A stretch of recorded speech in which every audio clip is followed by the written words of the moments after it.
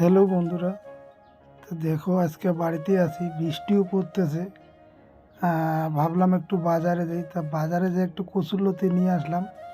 কচুরলতি নিয়ে এসে কাটলাম, কাটে এখন রান্না টান্না উঠাবো। তোমরা ভিডিওটা দেখো, আর ভিডিওটা কি বলবো বন্ধুরা, কচুরলতি যে এত হাত চুলকায় আমার আর জানা ছিল না। লাস্টে আমি কি করলাম, ওই কেরাসির তেল একটু হাতে দিলাম, দিয়ে একদম পুরো চুলকানিটা কমে গেল। তারপরে রান্নাটা আমি উঠাই দিলাম। ওই দেখো, প্রথমে দিলাম পেঁয়াজ লঙ্কা, তারপরে একটু লবণ দিয়ে টিয়ে বসাইলাম। তো যাই হোক, নতুন রান্না করলাম না, কী কী দেয় সেটাও জানি না, রান্নাটাও ভালো হয়েছে। পরে আর কি করলাম, কালারটা সুন্দর আসছে।